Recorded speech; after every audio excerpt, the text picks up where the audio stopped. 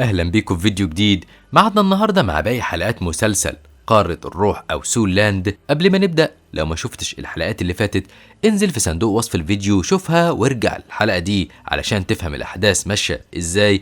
وقبل ما نبدأ برضو ما تنساش تعمل لايك وشير للفيديو وتشترك في القناة لو مش مشترك وتفعل الجرس علشان يوصلك إشعار بكل فيديو بنعمله. بعد ما نينا عرفت ان والدها اشترى من الاسلحه المخفيه من تانج سان، اخدت منه سلاح ووريته ازاي بيستخدم، ووريت له كمان باقي الاسلحه المخفيه اللي معاها، واختبرتهم على جدها سيف واتاكد فعلا انه سلاح قوي جدا. اما تانج سان فبعد ما ارتاح لقى قوته زادت، والعين الارجوانيه اللي اخدها من قبيله تانج وصلت لمستوى عالي جدا. ولما راح للمطعم اكتشف ان شعبيته زادت وبقى مشهور جدا، وده بعد ما هزم والد تاي لونج لانه كان ملك روح. وجه واحد من زمايله بلغه ان تاي لونج رجاله تاني ومعاه والده وكمان جده، فاداله اوسكار واحدة هوت دوج ليها قوة شفائية كبيرة، وراح معاه يشوف ايه اللي هيحصل. واول ما وصلوا لهم قال له الجد ان اسمه تيتان رئيس قبيلة لي، وطلب منه يوافق على الرهان بانهم ما يستخدموش الروح القتالية ولا اي اسلحة، ولو تانج سان قدر يستحمل الضغط على روحه لحد ما عود البخور يخلص يبقى كسب. وحب اوسكار يساعد صاحبه ويضيع وقته شويه، فقال لتيتان ان لو تانج سان خسر ينضم لقبيلته ويبقى تحت امره، ولو كسب ينضم هو وابنه وحفيده لقبيله تانج، فوافق تيتان. وبدأ التحدي، واكتشف تانج سان ان تيتان في المستوى التمانين وانه سيد روح، بس فضل مستحمل الضغط وكان حريص ان قوته الروحيه التانيه ما تظهرش. ووصلت نين ووالدها زعيم قبيله نينج وطلب من تيتان انه يلغي الرهان، فوافق على طول. واول ما تيتان اخد باله من اسم تانج سان وعرف ان والده هو تانج هاو، احترمه بشكل كبير وطلب من تشين انه يحضر لهم اوضه يرتاحوا فيها لانه عايز يتكلم مع تانج سان. وكان تانج سان مستغرب هو عارف والده منين، فراح له اوضته وساله، فقال له تيتان ان والده استاذه. واول ما لمح معاه المطرقه وقت ما ضغط عليه بقوته عرف انه ابن تانج هاو، فساله تانج سان هو مين والده بالظبط. واستغرب تيتان ان تانج سان ما يعرفش حاجه عن والده، ورفض هو كمان يقول له الحقيقه. فطلع تانج سان الرساله اللي كان سايبها له والده وقت ما مشي وراها لتيتان علشان يقراها. ولما تيتان قرا الرساله عيط على الحال اللي وصل له استاذه، وقال لتانج سان ان والده اعظم واحد في الدنيا ولازم دايما يفتخر انه ابن راجل شريف زيه، وقال له يعتبر قبيله ليه كلها تحت امره بكل اسياد الروح اللي فيها. واحترمه كمان مرة هو وابنه وحفيده كمان، فوقفوا تانج سان وقال له انه يعتبره جده وسلم عليه وترجاه ما يقولش لحد على حقيقته. وحذروا تيتان من زعيم قبيلة نينج، فسابوا تانج سان وراح لوالد نين، فقال له ان والده صاحبه وكل الناس تعرف انه اصغر جراند سول ماستر، ورفض برضه يقول اي معلومات اكتر، وطلب منه ينضم لقبيلته ويبيع له طريقة تصنيع السلاح. فرفض تانج سان وقال له انه ممكن يبيع له السلاح لكن ما يبيعلوش الطريقة. ولما لقى الزعيم مصمم طلب منه كمية كبيرة من كل الأسلحة زي اللي مع نين، وقال له انه هيديله 1,000,000 قطعة ذهبية مقابل الأسلحة دي. وسأله كمان على النبات اللي اداه لنين وقال له انه هيشتري منه بمبلغ كبير، بس تانج سان قال له ان ده نبات نادر وصعب يلاقي منه تاني. فشكروا نينج وقال له انه في انتظاره، واخدوا ومشي علشان يرجعوا لقبيلتهم. وفي الطريق قال لعمه ان تانج سان اكيد وارث قوه والده، ولو بقى جراند ماستر هو كمان هيبقى خطر عليهم وعلى قبيلتهم، وعلشان كده لازم يخلصوا عليه. بس نينج كان رايه انهم لازم يلموا شمل القبائل السبعه الكبيره.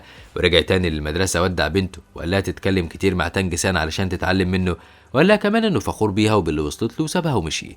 وتاني يوم وصل داي للمدرسه بالخاتم الرابع، وشكر تانج سان لانه ساعده بالنبته اللي اداها له، وقال له انه وصل للمستوى ال 43. اما الاستاذ فاجي نادى على تانج سان واخده على مكتبه وقال له انه عارف حقيقه والده، لان والده جاله واداله اشاره ووصاه عليه. وقال له الاستاذ ان دي اعلى اشاره في قاره الروح وفيها رموز القبائل السبعه الكبيره. وقال له ان والده مثل اعلى الناس كتيره جدا لانه وصل للمستوى ال90 في سن ال40، وهزم 2 من سادة أرض الروح من قبيلة مارشال هول ورمزهم هم كمان موجود على الشارة. ولما سأل تانج سان عن السبب اللي خلى والده يقتل الاتنين دول، قال له الأستاذ إن ده سر بين القبيلتين محدش يعرفه غيرهم، وقال له إن والده عمره ما نسيه لكن طول الوقت جنبه. وفكروا باللي عمله معاه المعلم تشاو أول ما جوهم المدرسة، وبعدها لقيوا جسم مليان كدمات، وقالوا إن سبب في ده هو والده اللي جه ضربه. ففرح تانج سان إن والده ما تخلاش عنه وإنه لسه معاه، وقال له إنه لازم يثبت له إنه ناجح ويخليه يفتخر بيه. ولما سألوا عن والدته ما كانش الأستاذ يعرف عنها حاجة، فسألوا ليه طلب منه هو ووالده إن يخفي المطرقة بتاعته عن الكل. فقال له إنهم عايزينه يبقى قوي لأنه لو زود قوة النبتة قوة المطرقة هتزيد هي كمان. وطلب منه يتعامل بشكل طبيعي وما يتغيرش بعد اللي عرفه عن والده.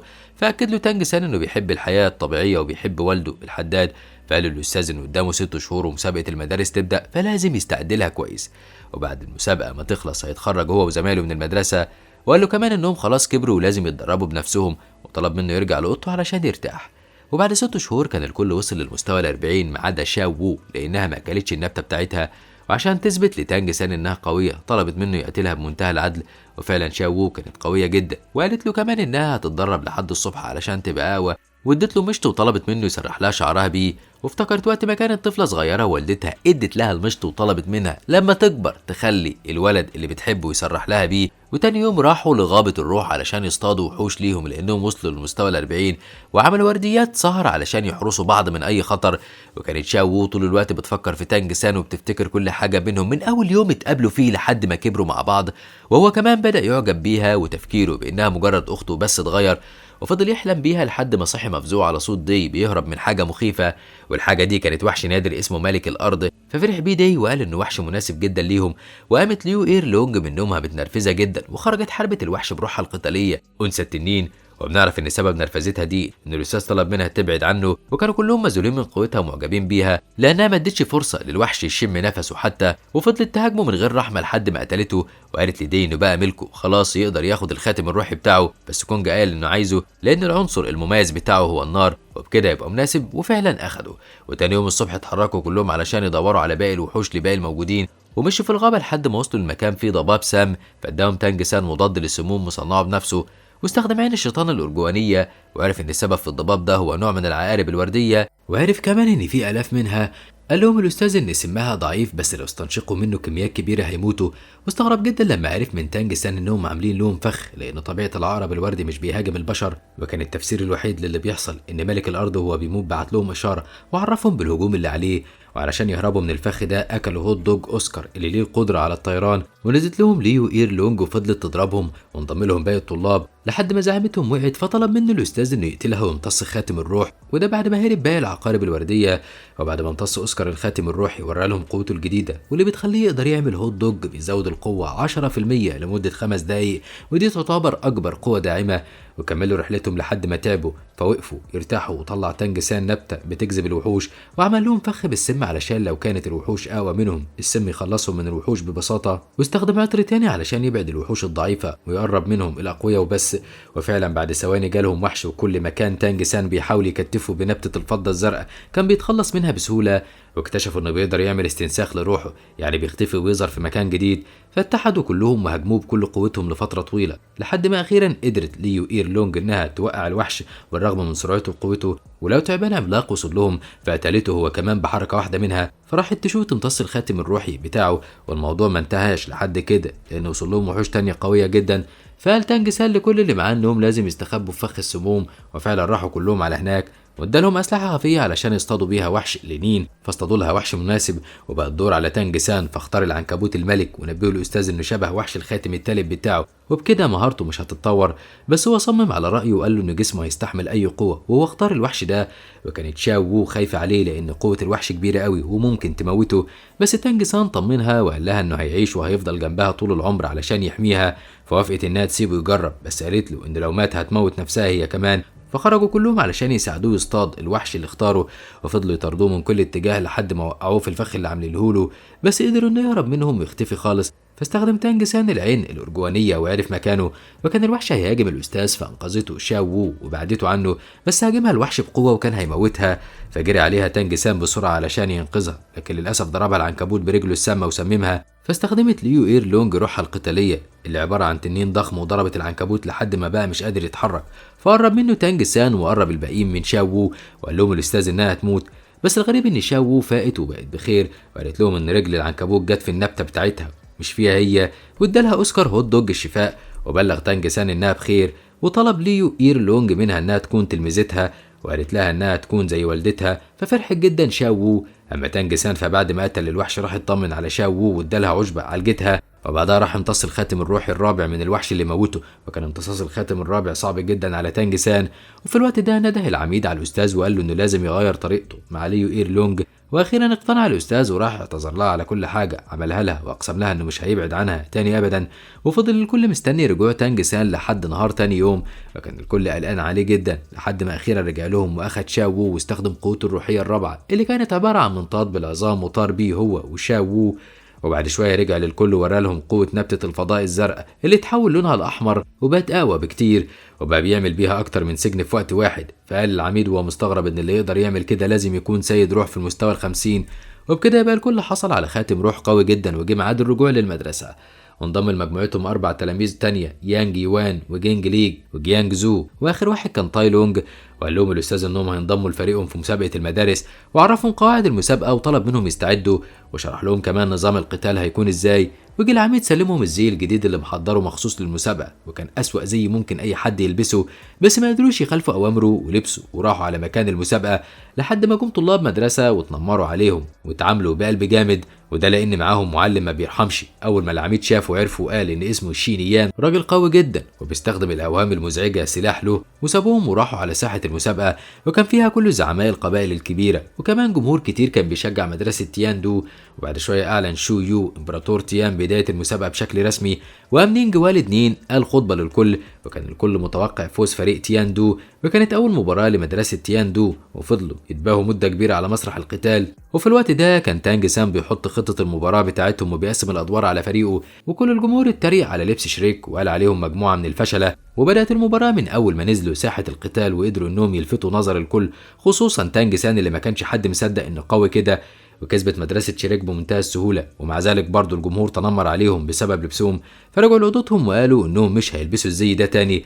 بس الملك بعد ما شافهم بعت نينج علشان يطلب منهم ينضموا لمدرسة تيان دو، بس تانج سان رفض وقال لهم انهم مبسوطين في مدرستهم. فقال لهم نينج ان دايما قابلته ليه هيكون بابها مفتوح في اي وقت يحبوا ينضموا فيه.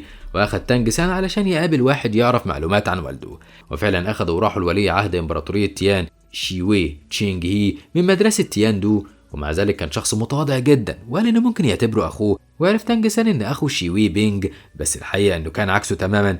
وقال له الامير انه لسه بيحقق في قضيه والده، واداله شاره قال له يستخدمها لو احتاج اي حاجه.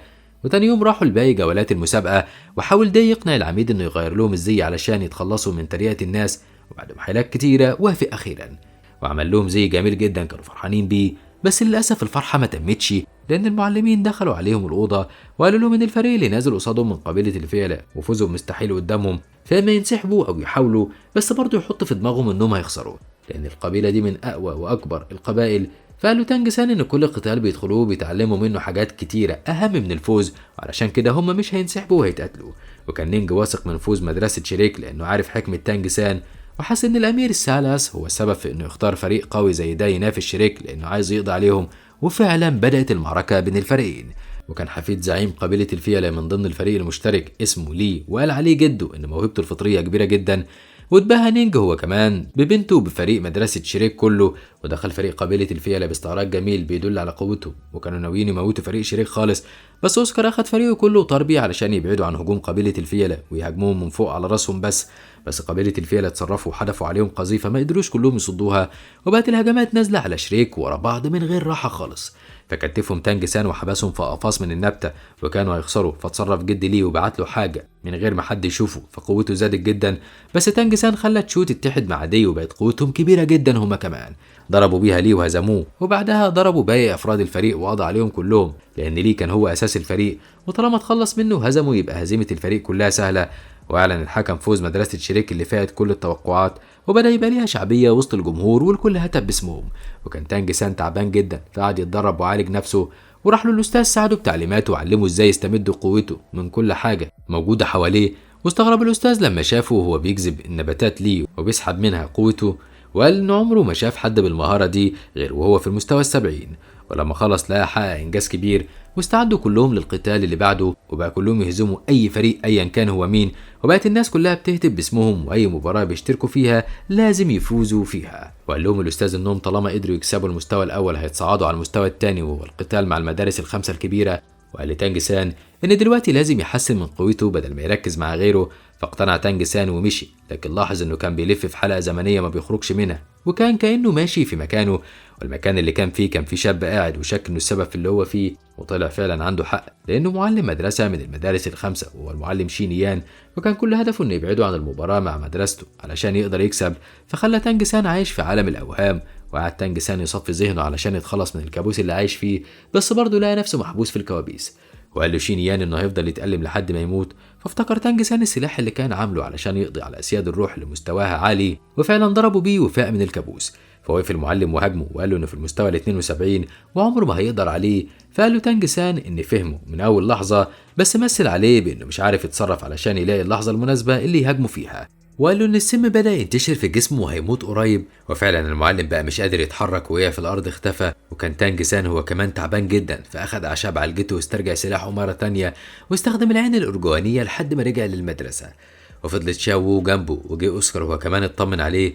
وبعدها فاق وراح للاستاذ حكاله على اللي حصل معاه من شينيان، وقال له انه قتله واخد منه عظم روحه القتاليه وطلعه وراه للاستاذ، وكان فخور جدا بيه وطلب منه ما يحكيش لحد خالص على اللي حصل معاه. وقال له ان قبل كده لجنه المزاد قالوا ان في عظم روح شبهه اتسرق منهم، وبكده مش هيقدروا يبيعوه هناك علشان ما يتهموهوش بالسرقه. وقطع كلامهم باقي فريق مدرسه شريك اللي جم يطمنوا على تانج سان، وقال لهم المعلم كل المعلومات اللي يعرفها عن مباراتهم الجديده اللي بدأوها على طول. وكالعادة اللي حسم المباراة وكان السبب في فوز مدرسة شريك هو تانج سان وقوته الروحية الكبيرة جدا واللي ملهاش مثيل في كل المباريات اللي فاتت. وفي المباراة دي وفي عز الوقت اللي كان الأستاذ قلقان فيه على تانج سان، كان العميد فرحان جدا إنه لاقي إعلان تاني وهيكسب من وراه فلوس كتيرة. وفضلت المباراة شغالة والكل باين فيها قوة محدش يتوقعها خصوصا من تانج سان. محدش كان مصدق ازاي قدر انه يستحمل كل الضغط اللي عليه، وقوته ما كانتش بتقل ابدا لحد ما اعترف الفريق المنافس قدام شريك بالهزيمه. وقال لهم الاستاذ انه متوقع ان مدرسه شريك هي اللي تفوز بالمسابقه كلها وتبقى البطل، بس كمان قال لتانج سان انه باين قدرات كتيره ودي حاجه خطر عليه.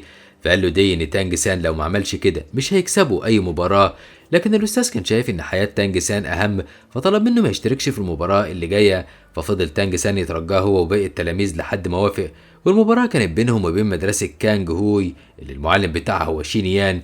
راحوا على ساحة القتال، وفي البداية استفزهم واحد من الفريق المنافس، وكانوا قاصدين يخفوا مهارتهم الحقيقية في كل المباريات اللي فاتت علشان يفاجئوا بيها مدرسة شريك. وكان أول حد يستخدم مهارة دمج الروح القتالية ب7 في 1، وكانت قوة مرعبة جدا دمجتهم كلهم في تلميذ واحد ضخم. واستخدموا مهارة معلمهم الكابوس وتحكموا في عقل فريق شريك وغرقوهم بالهوهام. والوحيد اللي فاق منهم هو تانج سان، وبطريقة خفية قضى على كل تلاميذ الفريق المنافس، وفازت مدرسة شريك مرة تانية. والكل كان تعبان جدا بما فيهم تانج سان. وبعد ما رجعوا لأوضتهم قال العميد لتانج سان ان فريق كانج هو اصابتهم قويه ومش هيقدروا يخفوا تاني ولا يرجعوا لحالتهم الطبيعيه من تاني، وفي لجنه استجواب هتحقق معاه، وعلشان يعدي الموضوع ده على خير لازم ينكر انه يعرف اي حاجه ويقول ان زيه زي الجمهور ما شافش اللي حصل له. وفعلا راح تانج سان على التحقيق وعمل نفسه مش قادر يمشي ولا يتكلم من التعب. ولجنه التحقيق كانت نفس اللجنه المنظمه للمسابقه، ولما سالوه عن اللي حصل للتلاميذ اللي اتصابت افتكر اللي حصل وانه بعد ما ضربهم ضرب زمايله كمان وعمل اصابه لنفسه.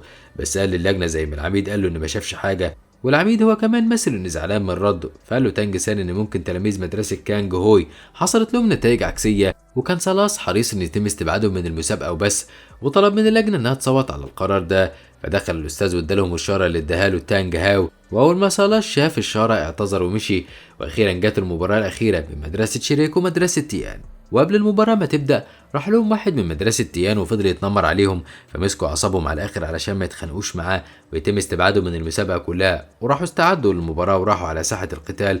ودخل تلاميذ مدرسة تيان باستعراض كبير، وأعلن الحكم بداية المباراة بشكل رسمي. وكانت بداية قوية جدا بينهم وتعتبر أقوى مباراة في المسابقة كلها، لأن تلاميذ تيان بيستخدموا قوة الريح والجليد، ونجحت سوي إنها تجمد الكل بما فيهم تانج سان كمان. فسحب النبتة بتاعته علشان يخلص نفسه من التجميد، بس برضه معرفش، وكان لسه فاضل عدد قليل من فريق شريك ما تجمدش. فضلوا يحاربوها بس كانوا أضعف منها، وطمنت فريقها ان النصر ليهم. بس حصلت مفاجأة قلبت كل الموازين، وان كل فريق شريك كسروا الجليد وحرروا نفسهم ووقفوا هاجموا بكل قوتهم، وحبسهم تانج سان في قفاص بالنبتة، وخلى دي يتحد مع تشو ويضربوا بقوتهم هما الاتنين مع بعض. ومع ذلك سوي ما استسلمتش وفضلت تهاجمهم بقوة الجليد، وقالت انهم لو ما كسبوش البطولة دي سمعة مدرسة تيانا هتتدمر. وحتى الجمهور تعب جدا من الجليد والسقعة اللي بقوا حاسين بيها. وطلعت سوي روحها القتالية اللي كانت عبارة عن ايس فينيكس، وحس تانج سان ان زمايله مش هتستحمل فطلب منهم يبعدوا خالص وهو يتصرف. وفعلا عملوا كده، وحذرته سوي ان يبعد عن طريقها لانها خلاص مش عارفه تسيطر على الروح القتاليه بتاعتها. بس تانج سان ولا همه وقرب منها بارجل العنكبوت اللي عنده، والكل صرخ عليه علشان يبعد وينجو بحياته. بس هو هجم على الروح القتاليه ووقعوا هما الاتنين، والقاعه بقت مليانه بالتلج لدرجه انهم ما بقوش شايفين حاجه. وكان الكل مستغرب ازاي تانج سان قدر يستحمل كل ده، وخصوصا سوي طلبت منه يفهمها ازاي حصل ده، فقال لها ان عنده مقاومه ضد التلج. وكانت نتيجه المباراه هو التعادل، واخدت كل مدرسه 10,000 قطعه ذهبيه مكافاه. وحس تانج سان انه السبب في اللي حصل، فتاسف للاستاذ وزمايله، بس هم قالوا له انه ما غلطش، بالعكس كان السبب في المرحله اللي وصلوا لها. وافتكر لما راحوا كلهم للامبراطور وقال لهم ان اللي هيكسب في المباراه النهائيه هياخد لقب نبيل، ومدرسته هتاخد فلوس كتيره. وحكى للأستاذ على كلام الإمبراطور ليه. فجت البنت من مدرسة كانج هوي اللي اسمها سوي وكانت عايزة تضربه، بس هو مسك رجلها وقال لها إنه مش فاضلها وسابها ومشي. وكان كل أعضاء فريق شريك متضايقين إنهم ما كسبوش المباراة، وما قدرش تانج سان يستحمل، فأخد بعضه وقال للأستاذ إنه محتاج إنه يعزل نفسه لحد ميعاد البطولة اللي جاية بعد شهر، وسابهم ومشي. وقال للأستاذ الباقيين إنه هيدربهم تدريب شاق لحد البطولة، وطلب منهم ما يكسلوش لو عايزين فعلا يكسبوا. وقعد تانج سان لوحده مش عارف يعمل ايه، وحس انه لو اعتمد طول الوقت على النبتة فمش هيقدر يحقق تقدم تاني. ودخل على هوجو وسأله ايه اللي حصل، فقال له تانج سان انه عايز يقوي الروح القتالية بتاع المطرقة بتاعته علشان يبقى اقوى، لان النبتة مش هتحقق له اي تقدم.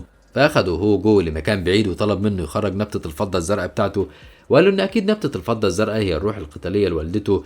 وبعد ما تانج سان اخد باله من كده قرر انه ما يتخلاش عن قوة روح النبتة ويحاول يطورها اكتر. وجات له فكرة ان يدمج النبتة بتاعته مع سلاح مخفي، واخدوا هوجو وفضلوا يتمشوا في المدينة، وقال له انه واثق انه هيقدر ياخد المركز الثالث في المسابقة. والجملة دي استفزت تانج سان جدا وقال له ليه مش واثق في قدراته. فرد عليه هوجو وقال له ان في فرق تانية اقوى منه، وان الافضل ليه لو يعتذر عن البطولة السنة دي ويشترك السنة اللي جاية. وقال له كمان ان كل سنة اللي بيكسب هم مارشال سول هول، وممكن جدا يخلصوا عليه بسهولة ويقتلوه لو حسوا انه بيهدد مكسبهم في البطولة، وده لانهم في المستوى ال50. فسابوا تانج سان وهو متضايق ورجع لاوضته، بس في الطريق شاف انفجار فراح يشوف فيه ايه، وطلع زمايله بتدربوا فقال لهم انه رجع وهيتدرب معاهم. وليو اير لونج قررت انها تقاتلهم علشان تختبر قوتهم، فحط تانج سان خطة واجهها بيها، وبفضل زيادة مهارات تانج سان انتصروا عليها. وبعد ايام اتجهوا كلهم وراحوا للمكان اللي هيتم فيه البطولة، وقال لهم الحارس اللي على البوابة التعليمات بان ممنوع الجمهور العادي انه يدخل المكان، وده علشان يحافظوا على سلامة الكل. وشافوا الوحش اللي هيتقدم هدية للفريق الفايز، ووصلهم الحارس للمخيم اللي هيقضوا فيه كل ايام البطولة. وتاني يوم راح الزعيم نينج ومعاه الامير شيوي لتانج سان، وسأل نينج عن بنته علشان يطمن عليها، وقال للعميد ان بنته مستواها اتحسن جدا بعد ما درست معاهم، واستأذنوا انه يبعت تلاميذ تانية من القرية بتاعته تنضم للمدرسة وتتعلم فيها.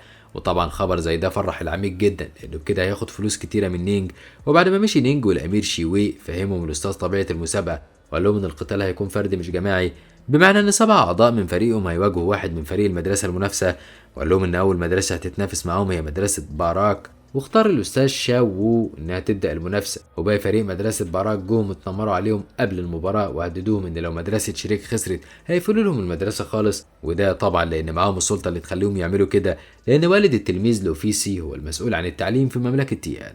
واعلن الحكم عن بدايه المباراه، ونزلت شاو وو ضد لوفيسي، واول ما نزلت سحرته وبعدها ضربته بكل قوتها وكسبته. فنزل باقي فريقه كله علشان ينتقم من شاو وو، ونزل فريق شريك علشان يدافعوا عن زميلتهم. وهنا اتدخل الرؤساء وطلبوا منهم يلتزموا بالقواعد او هيتم استبعادهم. فخاف الكل ورجع مكانه، وبقت شاو وو تضربهم واحد ورا التاني لحد ما واحد منهم استخدم القوة القصوى، ومع ذلك كسبته شاو وو، بس ده بسبب مساعدة تانج سان الخفية ليها. وبعد ما كسبت شاو وو 5 خاف الأستاذ لا تتعب فريحها، وبعد تانج سان يكمل. واول ما عرف اعضاء باراك ان هو اللي هيقتلهم اترعبوا، والحقيقه ان كان عندهم حق لانه كسبهم بمنتهى السهوله، وبداوا يستعدوا ويخططوا لمباراتهم الجديده. وتاني يوم راحوا على قاعه القتال، والمره دي بداوا بتانج سان، والمباراه كانت قويه جدا وفريق المدرسه ده اقوى من باراك، بس اكيد مش هيبقى صعب على تانج سان اللي كسب بسهوله. وقال التلميذ اللي ضده انه مش عارف حتى يلمسه، واعترف بهزيمته. واعلن الحكم فوز مدرسه شريك على شيو هو، وبدات المباراه اللي بعدها وكان المنافس اقوى وبرضه فاز تانج سان. واعلن الحكم فوز مدرسه شريك تاني، واستمر الوضع على كده لحد ما نزلت سوي ضد تانج سان اللي كانت بتحلم باللحظه دي علشان تفوز عليه وتسترد كرامتها بعد ما هزمها قبل كده. وكانت سوي اقوى واحده في فريقها وموهوبه جدا، واستخدمت خواتم نادره من الصعب ان حد يقدر عليها، خصوصا مع قوه النار اللي بتستخدمها. وبدا الكل يقلق على تانج سان ويخاف عليه انه يتاذي، ان سوي تبعت له مثلا قوه مدمره كبيره، وسوي بعتت له قوه مدمره كبيره ومسكته كمان علشان ما يهربش من الضربه. ولما حذرها الناس تنفذت كل قوتها بالهجمه، ولو جت عليها هتموت، فما اهتمتش وقالت له ان حتى موتها مش مهم في مقابل انها تسترجع كرامتها. ومع ذلك خاف عليها تانج سان ولفها بعيد عن الضربه واخدها كلها عليه. واعلن الحكم فوز مدرسه شو هو، وندمت سوي جدا على اللي عملته. وراح بقى فريق شريك ساعدوا تانج سان ونقلوه على اوضته، وراحت سوي تطمن عليه بس رفضوا يدخلوها ليه، وقالوا لها انهم اعداء وقريب هينتقموا منها ومن اللي عملته مع تانج سان. وراحوا بعدها على ساحة القتال وكسبوا القتال، بس اليوم اللي بعده خسروا جولتين من مدرسة فرولارز اللي قصادهم، وقالت زعيمة الفريق إن طالما تانج سان مش موجود يبقى من السهل إنهم يكسبوهم. فنزل الأستاذ كونج واستخدم قوة النار ضدهم فهزمهم في 4 مباريات، وما كانش فاضل غير مباراة واحدة، ونزل تانج سان اتفرج عليه بس ما كانش قادر يشترك. وللأسف المتسابقة دي كان عندها مهارة مقاومة النار، وعلشان كده ما هزمهاش كونج بسهولة، وبدأت روح القتالية تقل، فاضطر إنه يستخدم قوته القصوى وخلى المنافسة اللي قصاده تفقد وعيها، وبكده تبقى كسبت مدرسة شريك تاني. وقبل ما يمشوا راحت سوي لتانج سان وطلبت تتكلم معاه على انفراد، فقال له الاستاذ يروح معاها، فسمع الكلام وراح. وكانت عايزه تطمن عليه وسالته هو ليه انقذها في الوقت اللي كانت عايزه تاذيه فيه، فقال لها انهم اعداء في المعركه لكن مش اعداء في الحياه، وواجبه الانسان يخليه ينقذها. فقربت منه وشكرته، وكانت شاو معديه بالصدفه وفهمت الموقف غلط ورمت الورده بتاعتها من ايديها. وكانت تلميذ من مدرسه تيان المعجب بسوي هو كمان بيراقبه من بعيد، ولما حسوا بيها مشيت سوي على طول وراح تانج سان ورا شاو وصالحها. واستمرت المباريات كل يوم، ودايما اسم مدرسه شريك بيكون منتصر. وكسبوا 11 يوم ورا بعض، وبداوا يجهزوا لباقي المباريات، خصوصا انهم هيلعبوا ضد فريق البرق وفرق تانية قوية. وحط الاستاذ خطة ضد فريق البرق، ونزل تاي لونج كسب 3 مرات، وبعدها تعب فغيروا الاستاذ بالشاو وو اللي قدرت انها تهزم الكل بقوة السحر بتاعتها. وما قدرش السعلاس يتفرج عليهم اكتر من كده، وكان هيموت من الغيظ فساب اللجنة ومشي. وكانت المدرسة اللي هتنافس شريك عندهم عظام العناكب زي تانج سان غير قوة البرق، فكانوا بيرموا شباك من البرق، ومع ذلك قدرت شاو وو انها تقاوم لحد ما تصعقت بالبرق. فاعلن الاستاذ استسلامه علشان ما تتأذيش، وجري تانج سان شالها ورجعها، ونزل داي مكانها وقال له تانج سان انه لازم ينتقم لشاو. وفعلا نزل داي بكل قوته كسر شبكة خصمه وضربه، وكانوا عايزين يتهموا داي بتهمة القتل لانه سبب اصابات كبيرة للمنافس هتخليه تمنعه من الحركة. فنزل تيان شين علشان ينتقم من داي، وكان في المستوى 43 بس قوة البرق عنده في اعلى مستوى. فخرج داي قوته الروحية وبدأوا قتال، وغير تيان الجو وخلى الدنيا تمطر علشان تنقل صعقات البرق لداي. وكان التحدي كبير قوي، خصوصا ان تيان كان عايز يثبت للكل انه قوي، وقال الاستاذ ان المباراة هتنتهي بسرعة لان داي وتيان قوتهم متساوية. والنتيجة صدمت الكل لما شافوا تيان وقع في الارض من قوة ضربة داي ليه، وفازت مدرسة شريك تاني. وبعد ما رجعوا للمخيم قال لهم الاستاذ ان مش فاضل غير خصم واحد بس قدامهم وهو مدرسة شين فينج. وجه الولد المعجب بسوي وكان واحد من فريق شين فينج، طلب من تانج سان انهم يتقابلوا مباراة واحدة بس، واللي يكسب يبقى فريقه كله كسب. فوافق الاستاذ وكل فريق شريك على الاقتراح ده، وقالوا لتانج سان انهم واثقين فيه، وطلبوا من منظم المسابقه انه يوافق على المباراه الواحده. وتاني يوم راحوا من بدري على ساحه القتال. وكان تانج سان لسه ما استردش كل قوته من اخر اصابه ليه، ومع ذلك قاوم وحاول يهرب من الهجمات اللي كانت نازله عليه زي المطره من غير راحه من فينج. واخر حاجه اكتشفها عنه تانج سان انه عمل قوه روحيه خاصه بيه، ودي بتكون اقوى بكتير. وكان تانج سان هو كمان دمج نبته الفضه الزرقاء مع سلاح خفي، فبقت اقوى بكتير وتعتبر بقت مميته. بس قدر فينج انه يقضي على كل هجماته لحد ما اضطر تانج سان انه يستخدم المطرقه بتاعته وطلعها وسط ذهول من الكل. وبكده يبقى الكل عرف حقيقته وعرف مين هو والده. واول ما سلاس عرف انه ابن التانج هاو، نادى على واحد من الحراس وقال له حاجه، وواضح كده انها مكيده او فخ ضد تانج سان. وكان الوضع في المعركه اتغير خالص لصالح تانج سان بعد ما استخدم المطرقه، واخيرا قدر يهزم فينج ويوقعه في الارض. وبعد كده انتهت المعركة بفوز مدرسة شريك. وبعد ما ارتاحت كل الفرق جمعهم الامبراطور وشكر في ادائهم كلهم، خصوصا مدرسة شريك اللي كسبت كل القتالات، وجد دور انهم يشاركوا في المسابقة العامة باسم امبراطورية تيان. وطلب منهم كلهم يستعدوا علشان يروحوا لمارشال سول سيتي للجولة الأخيرة. فتحركوا تحت حراسة كبيرة من غير المعلمين لأن ممنوع يحضروا الجولة الأخيرة. بس يا ترى الرحلة هتعدي على خير ولا سالاس هينتهز الفرصة ويأذيهم؟ ده بقى اللي هنعرفه في الحلقة اللي جاية.